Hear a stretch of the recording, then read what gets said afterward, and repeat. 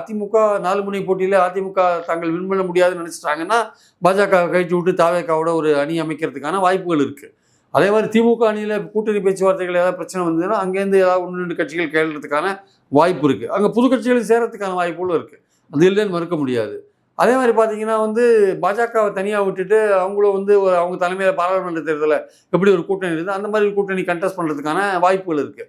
So இதெல்லாம் தமிழ்நாட்டு அரசியலில் விஜய் வந்ததுனால ஏற்பட்டிருக்கிற ஒரு மாறுதல்கள் ஆக்சுவலாக ஸோ விஜய்க்கு என்ன அவருக்கு செல்வாக்கு இருக்குன்னு தெரியாத போதே அவர் அவரை மையமாக வச்சு இந்த மாறுதல்கள்லாம் வரத்துக்கான வாய்ப்புகள் இருக்குது. அவர் தான் அதிகாரத்தில் பங்களிப்புன்ற விஷயத்தை அவர் தான் ஓப்பன் பண்ணார். ஓகே, அதுதான் மறுபடியும் அந்த பேச்சு தான் ஒரு பேசுபொருளாக மாறிட்டு பார்க்குறோம். அதுதான் எல்லா கட்சிகளையும் பிடிச்சிட்டு இருக்கிற ஒரு விஷயமா பார்க்குறோம். அவர் தான்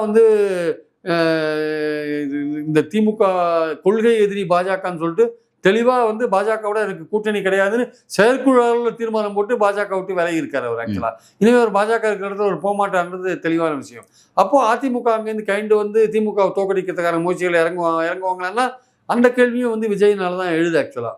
ஸோ அதனால் இந்த தமிழ்நாடு பாலிடிக்ஸில் 4 முறை போட்டி சீமானை பற்றி கேட்க வேண்டாம். அவர் முதல்வர் கேண்டிடேட்டில் அவர் வரவே இல்லை, தனியாகவே போட்டி போடுறாரு. அவருக்கு வாய்ப்புகள் இந்த வாட்டி எண்ணிக்கை வாக்கு குறைஞ்சாலும் குறையலாம், சொல்ல முடியாது. ஸோ ஏன்னா விஜய் இருக்கிறதுனால கொஞ்சம் வாக்கு குறைஞ்சாலும் குறையலாம்.